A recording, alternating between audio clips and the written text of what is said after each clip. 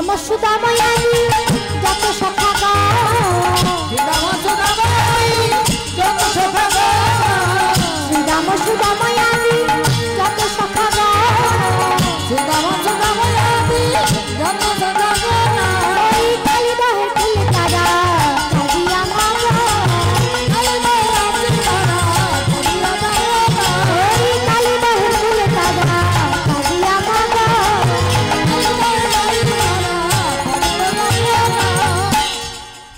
আজ করেছি ভগবান আমার যেই না জলে ঝাঁপ দিয়েছি এদিকে সখারা আমার কালী দহের তীরে আজ একে অপরের গলা জড়িয়ে ধরে কাঁদছে। তামা এই যে আমরা কালীয় নাগের কথা শুনছি, লীলা শুনছি, এই কালীয় নাগ পূর্বজন্মে কে ছিলেন? তিনি আগে কোথায় ছিলেন, এখন কেন এই বৃন্দাবনে এসেছেন? ছোট করে বলি, শুনবেন তো? তার কথা না শুনলে হবে, লীলা শুনছি তার একটু কথা হলো তো শুনতে হবে। এই কালীয় নাগ পূর্বজন্মে কে ছিলেন? চন্দ্রধ্বজ রাজা। তামা আমাদের যখন একটু কাজের ফাঁক হয়, হ্যাঁ আপনাদের যখন একটু কাজের ফাঁক হয় আপনারা কি করেন? একটু ঘুরতে যান তো।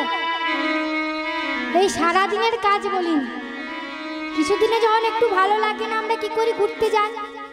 অনেক জায়গা রয়েছে ঘুরবার, তাই তো? দীঘা রয়েছে, পুরী রয়েছে, ঘুরতে যান তো, হ্যাঁ? তেমন তখনকার দিনে রাজাদের নেশা ছিল কি? শিকারে যাওয়া। রাজারা শিকারে যেত। এখন মা একদিন ওই চন্দ্রধ্বজ রাজা সমস্ত সৈন্যদের নিয়ে শিকারে গিয়েছে। শিকার করে সন্ধ্যের দিকে যখন তাঁবুতে ফিরে এসেছে, নিজেদের তাঁবুতে ফিরে এসেছে, হাত মুখ ধুয়ে সেবা পেটে শুতে যাবে, শয়নে যাবে, এমন সময় এলো রাজার নাকে এক বিশ্রী দুর্গন্ধ। কি হলো? এই দুর্গন্ধ কোথা থেকে আসছে? কে আছিস যত কে দেখে আয়, এই দুর্গন্ধটা কোথা থেকে আসছে? আর যেই বলেছে রাজার সৈন্যরা ছুটলেন, সারা বন তন্ন তন্ন করে খুঁজেছে, দেখলেন একটি বৃক্ষের তলায় একজন মুনিবর বসে ধ্যান করছে, আর যার পায়ে কুষ্ঠ রোগে ভুগছে, গোটা পায়ে কুষ্ঠ রোগে ভুগছে। এখন মা সেই মুনিবরের গা থেকে বেরোচ্ছে ওই দুর্গন্ধ, যে দুর্গন্ধ গিয়ে পৌঁছেছে রাজার নাক। সৈন্যরা এখন বলছে, হে মুনিবর, তা আপনি তো কুষ্ঠ রোগে ভুগছেন, আপনার গায়ের ওই দুর্গন্ধ আমাদের রাজার নাকে গিয়ে পৌঁছচ্ছে, তা আপনি যদি দয়া করে এখান থেকে চলে যান আমরা বড়ই কৃতার্থ। যেই না বলেছে মা মুনিবর, তিনি তো তার আত্মাকে পরমাত্মার সঙ্গে বিলীন করে দিয়েছেন, তিনি কি সৈন্যদের গলার আওয়াজ শুনতে পাবেন? ভাবেন? ভাবেন না। কিছুক্ষণ পরে রাজা এসেছে, তিনিও অনুরোধ জানালেন যে আপনি চলে যান, তবু রাজা শুনতে পেল না। যখন দেখছে মুনিবর শুনতে পাচ্ছে না, রাজা কি করলেন? নিজের পা দিয়ে যেই না মুনিবরকে এক লাথি দিচ্ছে, অমনি মুনিবর বাঁকা নয় মর্মে একবার দেখে চুপচাপ চলে গেল।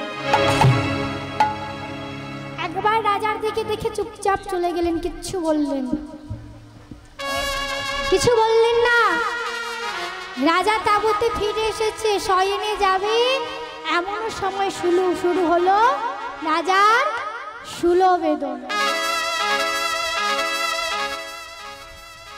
পেটের যন্ত্রণা শুরু হয়ে গেল, অনেক কিছু করছে, কিছুতেই ঠিক হচ্ছে না, সারা রাত ঘুমোতে পারলেন না।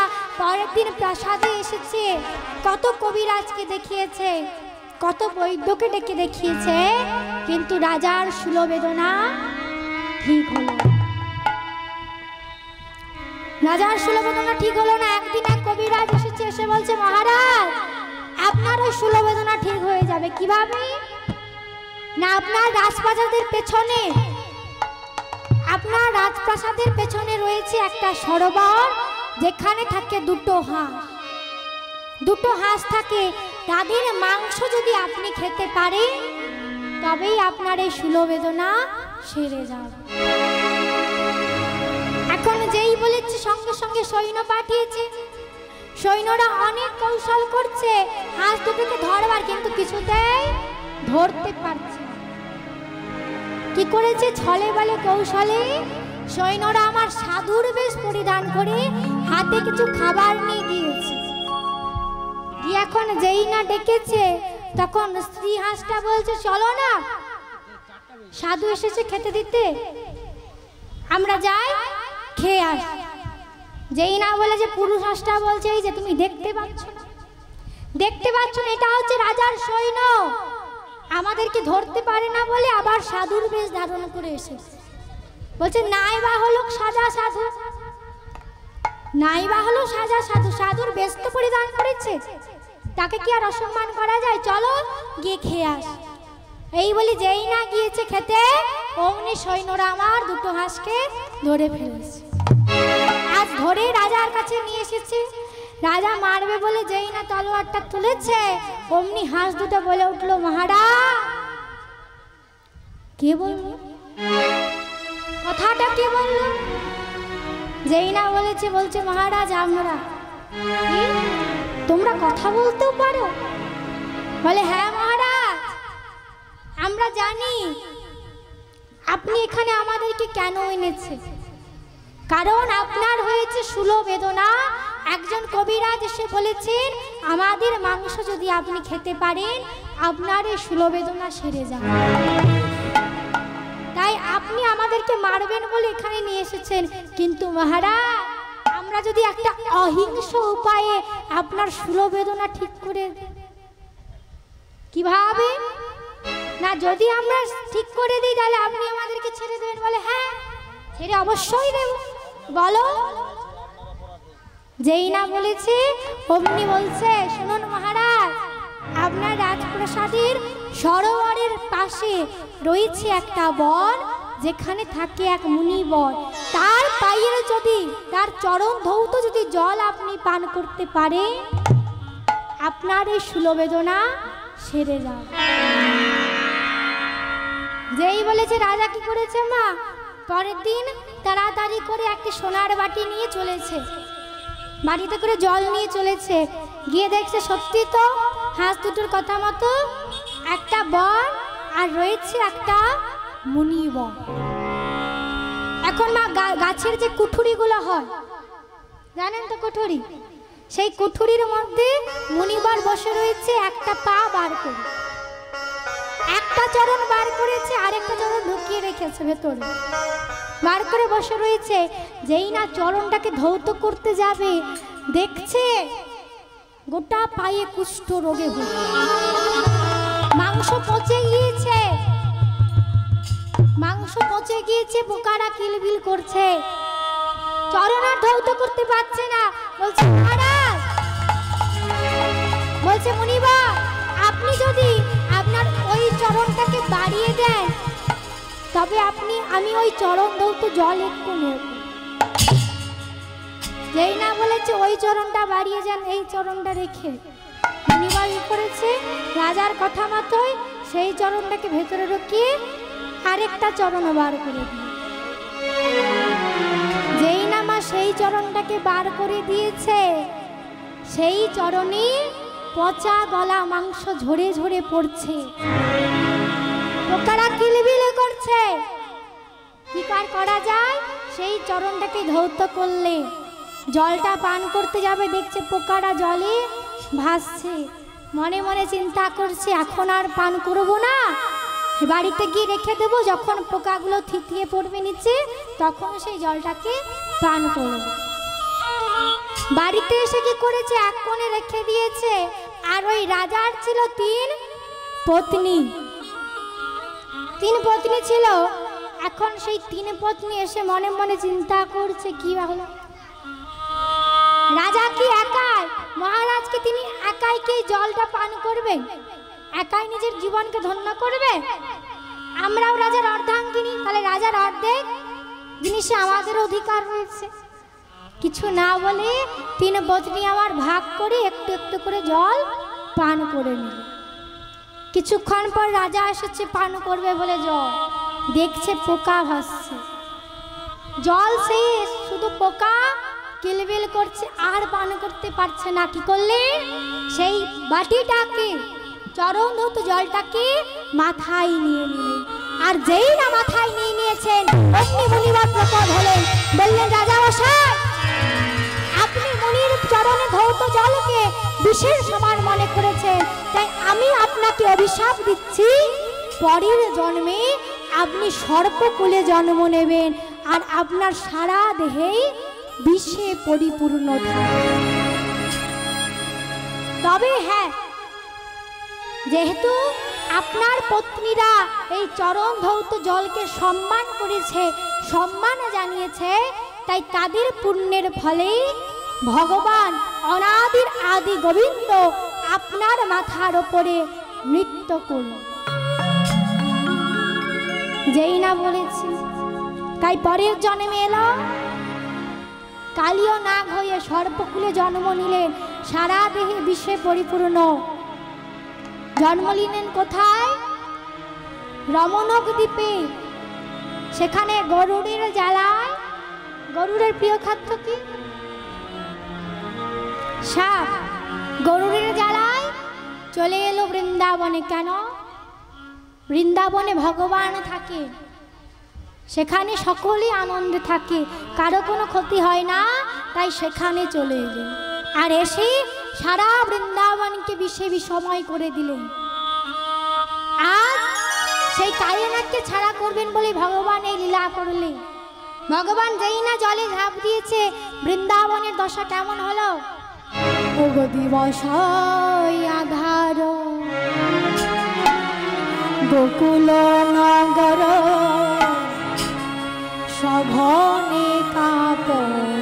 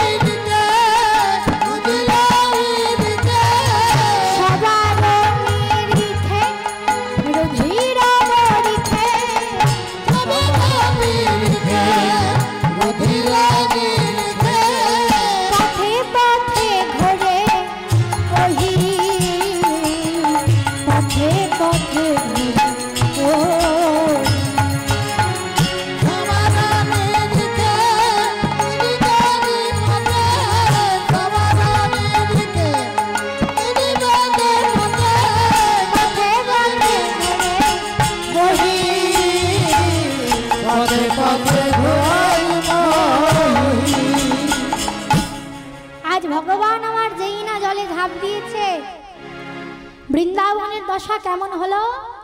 সারা আকাশ কালো অন্ধকার মেঘে ছেয়ে গেল, চারিদিক অন্ধকার নেমে এলো, বিষধর সাপেরা পথে পথে ঘুরে বেড়ালো, ঘুরতে লাগলো মা। আর মা, বৃন্দাবনের এমন দশা দেখি যশোমতী মা আমার মনে মনে চিন্তা করছে, গোপালের কিছু হলো কিনা। কেন না মা আমার স্বপ্ন দেখেছে, বৃন্দাবনে অন্ধকার নেমে এসেছে এবং গোপালকে সাপ জড়িয়ে ধরেছে। যেই না এই স্বপ্ন দেখেছে, আজ মহারাজকে গিয়ে বলছে, মহারাজ আমার মনটা বড় কুড় গাইছে, আপনি আমাকে নিয়ে চলুন, গোপাল যেখানে আছে তাড়াতাড়ি নিয়ে চলুন। যেই না নিয়ে গিয়েছে, যত ব্রজবাসীগণ ছিলেন সকলে গেলেন।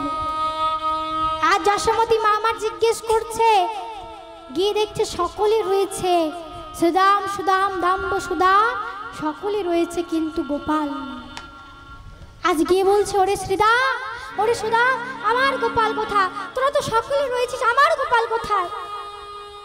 যেই না বলেছে, সখারা কেউ কথা বলতে পারছে না, শুধু শ্রীদাম আঙুল দিয়ে দেখিয়ে দিলে যে কালী দহেতে রয়েছে। কালী দহের জলেতে কানাই রয়েছে। যেই না বলেছে মা আমার কাঁদতে শুরু করলে। আজ কি হয়েছে? আজ ব্রজবাসীগণ সকলে কাঁদছে।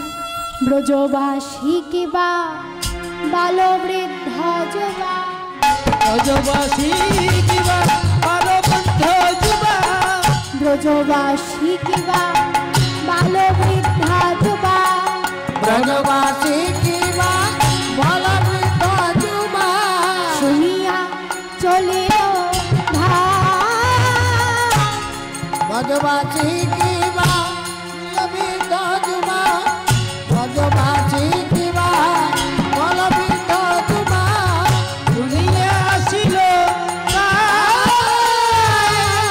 যাহা শিশুগণ কারায়ে রোদন, তাহায়ে মিলিল মা। যাহা শিশুগণ তাহাই মিলিল আজ কি হয়েছে? সকলে কাঁদছে। ব্রজবাসীগণ মা সখারা সকলে কাঁদছে। সকলে যখন কাঁদছে, বলরাম দাদা এসেছে। এসে বলছে, এই তোরা চুপ কর তো দেখি। আর সখা দেখে বলছে, এই তোরা চুপ কর, তোরা কি শুরু করেছিস? কানাইয়ের কিচ্ছু হবে না। শোনো মা, তোমার কানাইয়ের কিচ্ছু হবে না। আর শোনো মা, আমি তোমাকে কথা দিচ্ছি, ওই দহ হইতে কানাই যদি নাহি ওঠে, তবে উল্টাইব পৃথিবী মা লাঙলের আঘাত।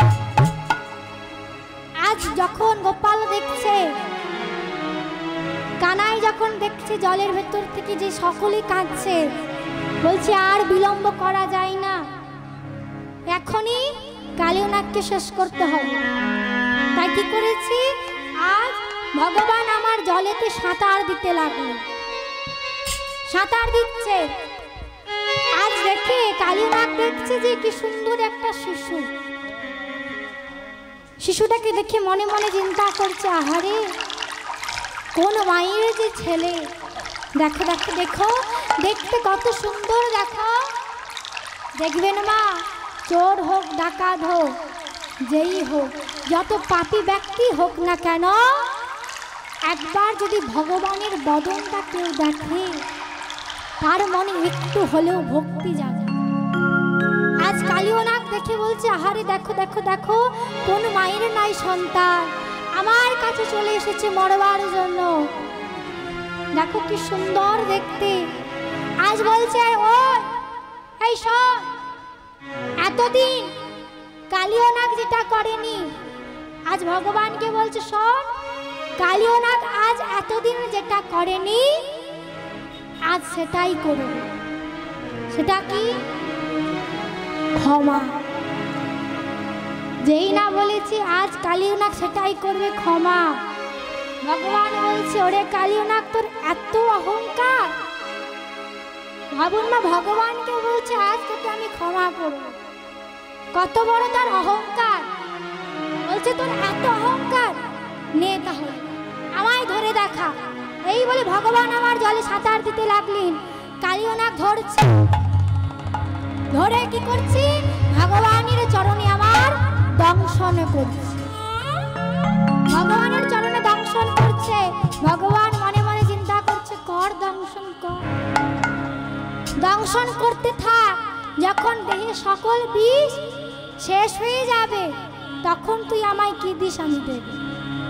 দংশন করতে আছে করতে আছে করতে আছে, দেহে সব বিষ শেষ হয়ে গেল, মুখ দিয়ে রক্ত উঠছে। ভগবান আমার কি করলেন? অনেক ছোট হয়ে কি করলেন? লেজ দিয়ে গলে কালীনাগের মাথায় আমার ত্রিভঙ্গ ঠামে দিয়ে দাঁড়ালেন। আর এত ভারী হয়ে গেলেন যে কালীনাগ আর মাথার উপর রাখতে পারলো না। অতলে তলিয়ে গেল, গভীরে চলে গেল। ভগবান বলছে, ওরে কালীনাগ, এই জগতে সকল মানুষ আমার চরণে ফুল দেয়, আমার চরণে ভক্তি অর্পণ করে, আর তুই আমার চরণে বিষ দিলি। কালীনাগ বলছে, প্রভু, তুমি যখন আমাকে জগতে পাঠিয়েছো, আমার দেহে তো বিষ ছাড়া কিছুই দাওনি। আমার দেহে তো বিষ ছাড়া তুমি আমায় কিছুই দাওনি, তাহলে আমি অমৃত খুঁজলে পাবো কোথায়? তবে হ্যাঁ, একটা জিনিস দিতে পারি, কি না কালিও নাগ আমার কি করলেন, নিজের মাথার মণি আজ খুলে ভগবানের চরণে দিলেন। আজ তিন পত্নী বলছে, ভগবান আমাদের স্বামী তো কিছুই জানে না, আপনি তাকে ছেড়ে দিন। যেই না বলেছি, ভগবান বলছে, দেখো কালিও নাগকে আমি ছেড়ে দিতে পারি, তবে হ্যাঁ একটি শর্তে, কি না ওকে এই বৃন্দাবন ছেড়ে ও আগে যেখানে ছিল সেখানে চলে যেতে হবে। কালিও নাগ বলছে, প্রভু সেখানে তো যাব, কিন্তু সেখানে গেলে গরুরের যে জ্বালা, আমি কি করে যাব? বলছে, দেখো সেখানে গরুরের জ্বালা তোমাকে কেউ আর কিছু করবে না। কেন? তোমার মাথায় আমি দাঁড়িয়েছিলাম, নৃত্য করেছি, তাই আমার পদচিহ্ন তোমার মাথায় পড়েছে, তাই তোমাকে দেখে কেউ আর মারবে না, তোমাকে দেখে সকলে পুজো করে। যেই না বলেছি, আজ তিন পত্নী বলছে, ভগবান আপনি এক কাজ করুন, আমাদের স্বামীর মাথার উপরে আপনি দাঁড়ান, আপনাকে আমরা একবার প্রণাম করি। যেই না বলেছি, ভগবান আমার ত্রিভঙ্গ ঠামে আজ কালিও নাগের মাথার উপরে দাঁড়ালি। আজ তিন পত্নী ভগবানকে প্রণাম করছে। কিভাবে? কেশব মাধব হে গিরিধারী গোপীজন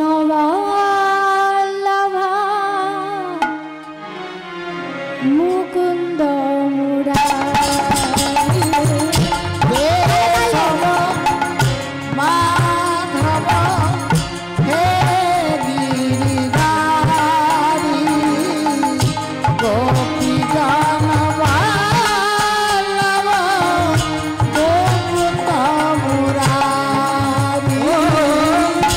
কেশব মাধব হে গিরিধারী গোপীজনের মনোহর মুকুন্দ মুরারি। কেশব মাধব হে গিরিধারী গোপীজন বল্লভ মুকুন্দ মুরারি। নমো ব্রহ্মাণ্ড দেবায় দেবায় গো ব্রহ্মণ্য হিতায় চ হৃদয় চ জগদ্ধিতায় শ্রীকৃষ্ণায় গোবিন্দায় নমো নমঃ।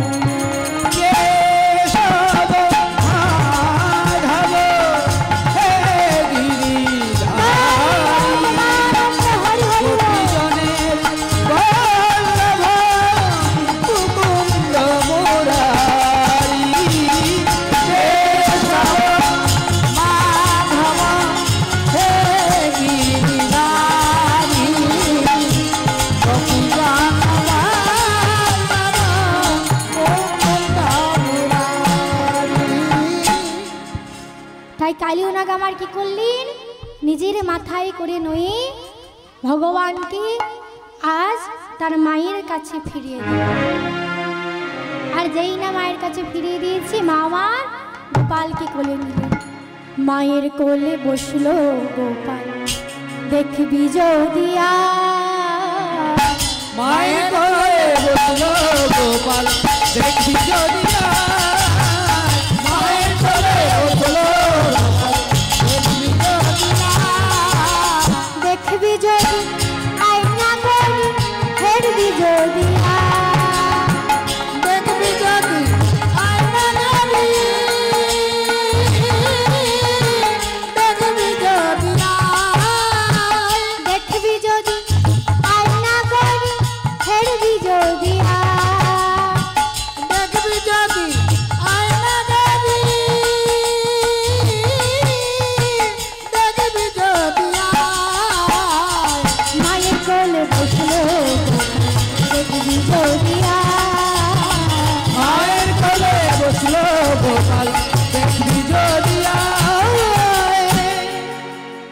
এখানে লীলা শেষ হলো।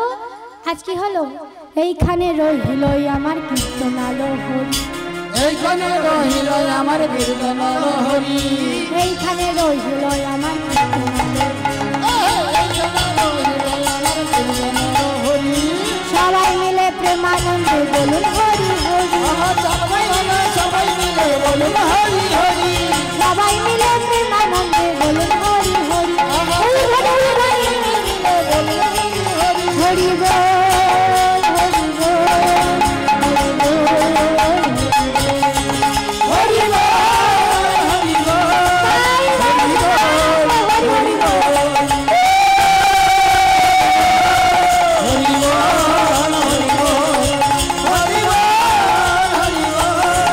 হরি বল, হরি হরি।